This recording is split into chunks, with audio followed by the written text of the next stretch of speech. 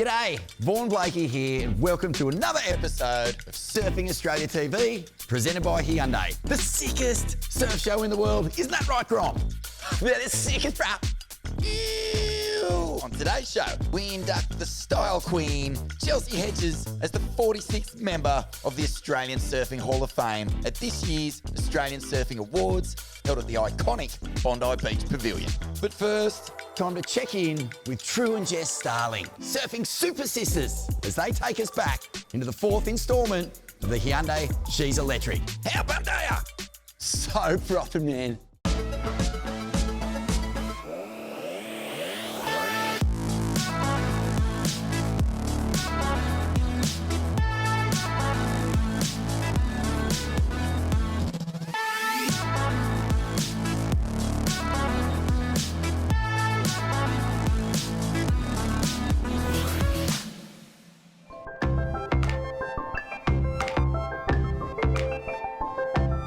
Welcome to the final episode of Hyundai She's Electric. I'm here on Bunjalung Country at the Hyundai Surfing Australia High Performance Centre. And on today's episode, we are going to be bringing you all the highlights from the Hyundai Australian Boardriders Battle Grand Final and recapping what has been an epic season for Hyundai She's Electric. Jessie was on the ground for an epic 2 days at Burleigh Heads, Queensland, with Hyundai She's Electric winner Rosie Smart and big wave charger Laura Enever. Let's check out what the vibe was like for this epic weekend of teams surfing. Hey guys, we're here at the Hyundai Australian Boardriders Battle Grand Final. I'm with Hyundai Ambassador Laura Enever and She's Electric winner Rosie Smart, and we're here to enjoy all the action this weekend. Woohoo! Let's go, Davey! Go, Ellie! Woo! Here's Willow Hardy from Margaret's. She's nailed this thing. How many ABBs have you done? I've probably done like 6, but yeah, like most nerve-wracking, nervous I've ever been. And you just got to try to block out all the noise. Yeah. It just shows how much the club means though, like the fact that you come in that gutted because you feel like you didn't perform. Absolutely gutted. It takes a while to get over it, but you come back and you just realise that everyone loves you still. Yeah, I'm with 11 years old, Leihani Zorek. He's just posted a 617 for your club, Byron Bay. Are you kidding me right now? I don't know how I got a 6, but it's pretty hot out there. The current's pretty strong, but I managed to get one. I was a little nervous because it's pretty big and I've never really done one of these comps before, so it was pretty fun to give it a crack, and I'm super stoked that I got to be able to do it. I love this event every year and it's so exciting being in a new location, Burleigh. I loved surfing the QS here and I was so excited to get up here and represent my team. So how'd you go rocking off? Pretty good. The boys were on the rocks yelling at me though. They're like, Rosie, go now. Oh, don't go now, go now. But I got there in the end thanks to their help. Do you guys have anywhere with rocks like this down in Coffs Harbour? Not really. We were doing some training actually at McCooley's Beach though. You're doing rock-off training? We're running around the headland and then jumping off, but that was way easier than what we did today. How was the She's Electric final? It was really challenging because Annie was winning the whole heat in the last heat, and in the last 30 seconds I managed to find a left and do one turn and win. But I didn't think I had it. I thought it was very close. So wow, that's so exciting. So the final was you and Annie, and was there other girls there that day as well, or was it the top 5? Yeah, I had to surf against all of the girls, so working up from 5th to 4th to 3rd to 2nd, and then best of 3 for first. So it was a very tiring day. So it was like the WSL finals format. Yeah. Wow, that's so cool. Yeah. All right, so we're at the Hyundai Boardriders Battle activation area. Oh, this little Kona is Shimiko. Car's been powered up, and now that is powering that. Takes through this. Look at this bottom turn. Oh, and Sully Bailey is shredding on this. She's snazzy in there. What is this? We got pizza pasta. Oh my God, it smells so good. It's coming for the best beat on the coast. Beautiful Burleigh Beach, home of the Burleigh Pads, and now the Hyundai Burleigh Beach sand sculpture. Yes, Sandman Steve, get it, you legend. That's so cool. Got the battle board. My team, North Narrabeen, is going to be in the first semi coming up soon. Davey Cathles, what's he got for us? Mate! Nice swooping turn. Hoggy cheering on Davey Cathles. As a competitor myself, This weekend at the Hyundai Australian Boardriders Battle is one of the most exciting ones that I get to be a part of. Stay with us. When we come back, we'll see how Boardriders clubs are powering the potential of women surfing in Australia. Oh, sick! Boardriders clubs in Australia are booming. Well, don't go anywhere, because after the break, we're going to check in on the best female athletes in this year's Hyundai ABB Finals held in Burleigh. How frothed are you, Grom? Full froth overload. Yeah!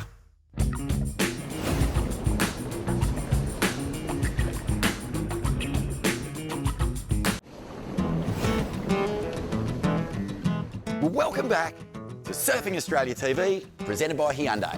We have to admit, the women at this year's Hyundai ABB Finals at Burleigh were absolutely on fire. Isla Huppets, for example, Burleigh Boardriders, a 9.27 for the single highest scoring wave of the event. Ew! Frothy! Fully! So it's back to the Hyundai She's Electric to find out a little bit more about the standout female athletes from this year's event. Welcome back to Hyundai She's Electric. And over the last 3 episodes, we've been celebrating the best women surfing from around the country. On this final episode, we are looking back at the Hyundai Australian Boardriders Battle. Let's go back to our women on the ground to learn more about the groundswell of female talent within Australia's Boardriders clubs.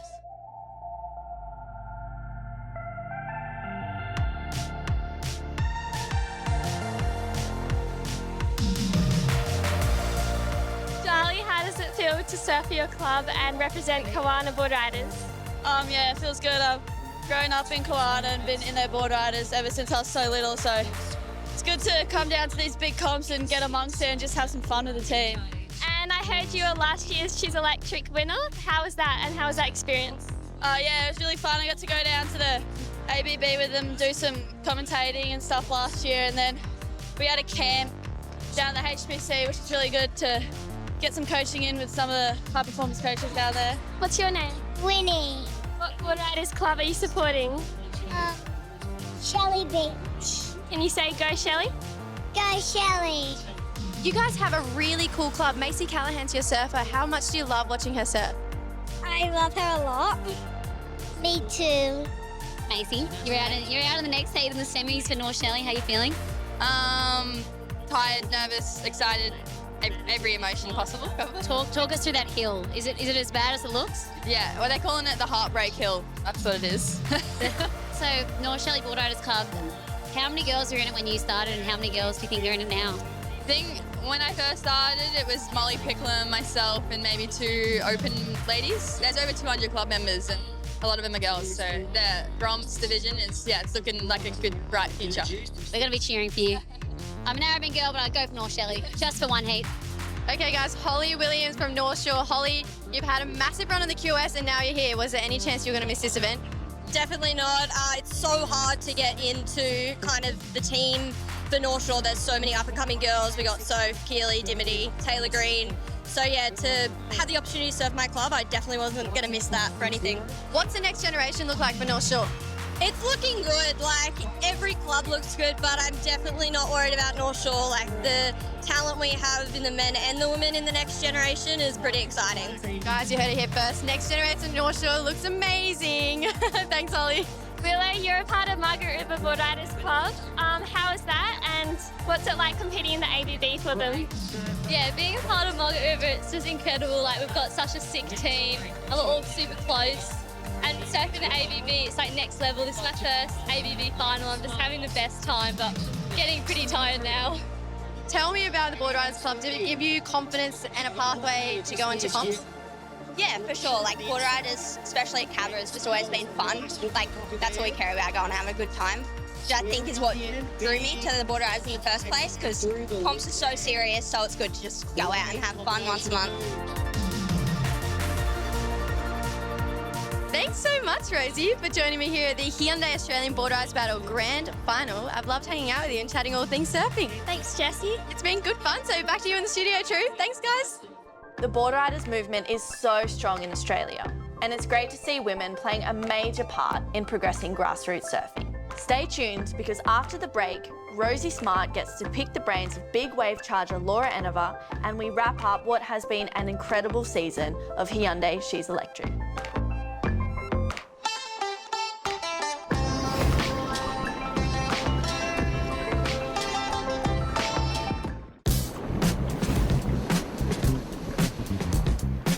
Welcome back to Surfing Australia TV, presented by Hyundai. Right now, we're going to chuck it back to the awesome Tru Starling to wrap up what has been an epic Hyundai She's Electric Season 2. Sickers!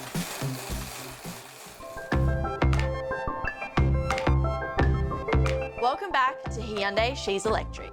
On our last episode, Rosie Smart channeled her inner Stephanie Gilmore to come from 5th to 1st in a Final 5 format surf-off.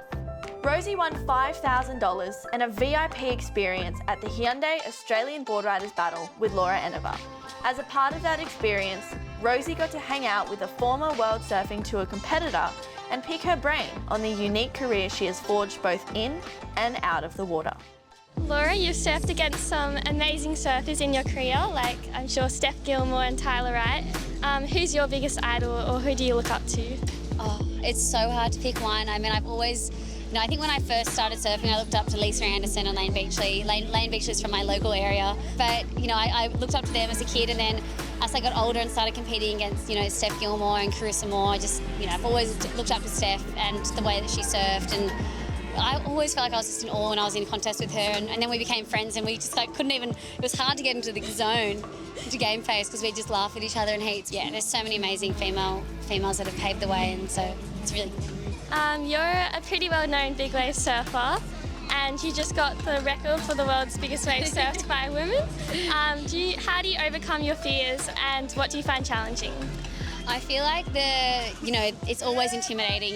Going out in big waves, you can't ever get too confident because Mother Nature, she can just humble you very, very quickly. So it's about just doing the preparation and just having the belief and trusting. And when you get out there, I think my thing is just go and then make a decision if I want to just charge on the day. But yeah, there's always fear. It's always there, but it's when you conquer that fear, it just feels even better. With big wave surfing, I think the thing I've always told younger girls or anyone that asks me anything, I'm just get out there and just slowly but surely have your own goals and just chip away at it, even if it's just I want to paddle out there and just watch one day and then the next day paddle out and take off wide on a wave, and then just keep chipping away and have your own goals and don't even worry about anyone else. And also wiping out is a good thing. I used to get really embarrassed about wiping out when I started big wave surfing.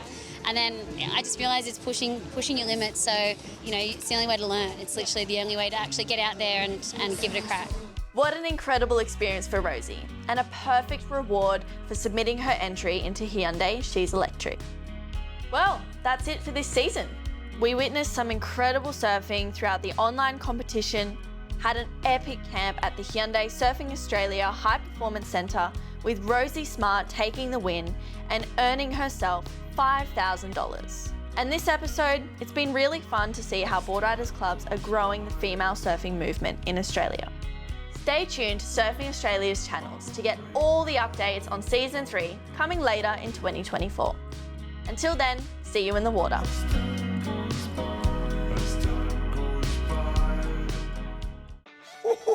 Watch out, Joe Turpel. Rosie Smart's coming for your job, bruh. Well, stick with us, because after the break, we're going to tune in for the 60th year of the Surfing Australia Awards held at the iconic Bondi Beach Pavilion, where this year we shall induct the 2005 World Champion and Hyundai HPC Super Coach Chelsea Hedges into the Hall of Fame. Grommet, how frothing are you? Chelsea is a goddess to me. Ew!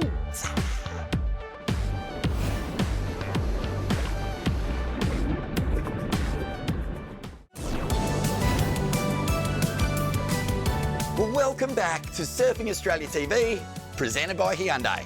Well, the Surfing Australia Awards are now an iconic event on the Australian surfing calendar, celebrating legends from the past and honouring future champions. This year's event was made even more special, returning to the iconic Bondi Beach Pavilion on a sunny afternoon. Let's recap the magic. Oh, mad, eh? Told you he'd be stoked.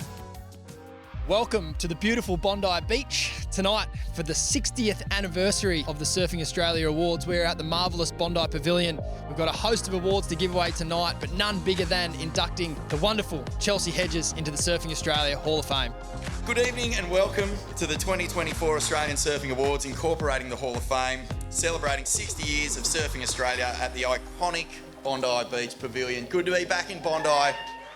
A host of nominees, stars and dignitaries on hand tonight. Let's go check out the evening and see how everyone's doing. It's actually nice to come back to Bondi because I lived here for 2 years and it was such a beautiful day and it's such a beautiful afternoon to be here. Yeah. Winner is Otis Carey.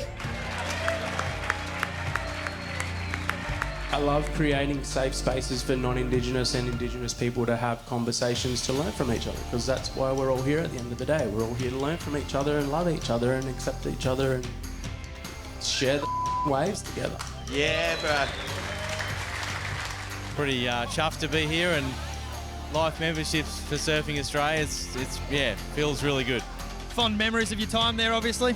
Oh, I had an amazing time. Guys like Nim, we had great people, great times, and we achieved a lot, and really proud of the legacy. You know, when I look at the High Performance Centre and Surf Groms and the Boardriders Battle and, all those things we created and they're still going, it's excellent. So, yeah, very humbled and stoked. Nominated for Photo of the Year through Matt Dunbar's beautiful photo that he got of you and your family. That must feel really special. Yeah, just some of the images in the video that was collected for the day was just amazing. Can't believe it's me in all those moments, it was so surreal at the time. Sydney man Blake Johnston is attempting to break the record for the world's longest surf. Blake Johnson, what a legend this guy is. Yeah, it's amazing to see how beautiful some of those images are, especially me connecting with my family and the community support that was down there. It was insane. I'm pretty bloody proud of it, pretty stoked, a pretty wild moment. Following Blakey around for the 3 days and God knows how many nights. Dead set, mate. At the end of that surf, you look like you'd been soaking your eyes in blue bottle stingers for about, 24 of the 40 hours. I thought I was going to be high-fiving my buddies and good luck with this quest, and it was totally opposite. They'd come out, get ping-ponged around the alley and just go in and go, this is I'm out of here. And the winner, presented by Tracks Magazine, Surf Photo of the Year, is Ben Jackson. Darcy, high five. This year, Simon Anderson, Club of the Year, presented by Curly Lewis, goes to Byron Bay Boardriders Club. Congratulations, Byron. We're a tiny little town, but we're a great surfing community, and it's just awesome to be a part of this. The Surf Culture Award, presented by Jim Bean and Liam McShane, goes to Surf Witches Boardriders Club. Our Peter Troy Lifetime Achievement Award recipient is, of course, Steve Foreman. It's that ability to celebrate all that's been achieved in the world of parasurfing and bringing that to light, because I think parasurfing is something that's still really emerging, and the more awareness and light that we can bring to the achievements of everyone within parasurfing, the better. There just seems like there's a real clear pathway for the young groms to come through and know what they want to do and to have the support in and out of the gym, in the water, with the jet skis and the coaches and everything. So it's a fantastic way to encourage kids to chase their dreams. Stephanie Gilmore, Female Rising Star Award, presented by Griffith University, is Sierra Kerr. The Mick Fanning Male Rising Star, presented by Griffith University, goes to Harley Walters. The nominees are Flow State, Priestess of Leisure, and Usher Cup. And the winner is Flow State. Here I am with the lovely lads from the stunning film Kamchatka. Any more prems? You guys premed this one to the bone. It's been a crazy year, and I think we're all pretty cooked after a year of touring it, but we're just pumped to try and do something new maybe next year. The Female Surfer of the Year, presented by the AIS, is Molly Picklam. I just wanted to say thank you so much to everyone who voted for me. I'm obviously really honoured to have won Female Surfer of the Year this year. I hope you're all having a really good night, and congrats to everyone else who won an award. This year's Male Surfer of the Year, presented by the AIS, goes to Ethan Ewing. It feels amazing to be Surfer of the Year. It was a huge year last year, and A lot of effort went in, and yeah, honoured to win the award. It's been an incredible 12 months, so many great people, organisations, ideas and performances to celebrate. But now it's time we look to another life soaked in surfing as we induct our newest member to the Australian Surfing Hall of Fame. Chelsea Hedges.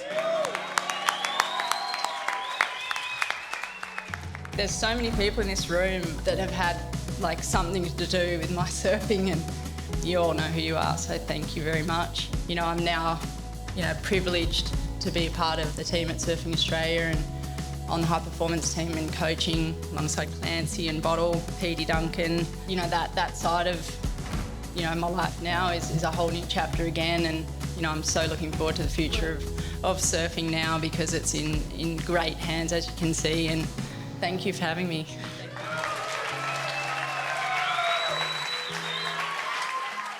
Well, congrats to all our award winners on their incredible achievements.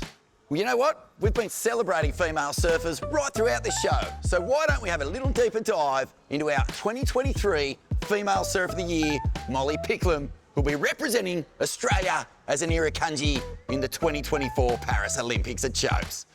Booyah, Grommy! Nah, I am fully fizzing. You know it. I'm Molly Picklum and I'm from Shelley Beach, Central Coast, New South Wales, Australia. The thing I love most about surfing is the refreshing feel every time we get to go in the water. I always think of sprinters and stuff where it's hot and muggy and they've got to run on a track, and for us we get like a refreshing restart, connection with Mother Nature every time I enter the water, and I feel like that's the most giving back feeling as a surfer. Surfing in the Olympics is incredible, and the uniqueness of that is it's a lifestyle. I feel like a lot of sporting events in the Olympics is very not lifestyle based. They go to the sport and then they leave the sport, and surfing, you live, breathe it every single day, whether you're surfing at in the water or just at the beach. It's, I don't know, we kind of live it and breathe it. Go to your Irukandjis. Don't forget to give them a follow on Instagram. Find out more about their road to Tahiti as we move through the year. Well, that's it for another episode of Surfing Australia TV, presented by Hyundai. Don't forget, if there's anything you missed or you want to catch up on old episodes, just go to the Surfing Australia YouTube channel or mySURFtv. That's it for me. Shred you later. Shred you later, Grom. Kid needs to settle down a bit, man.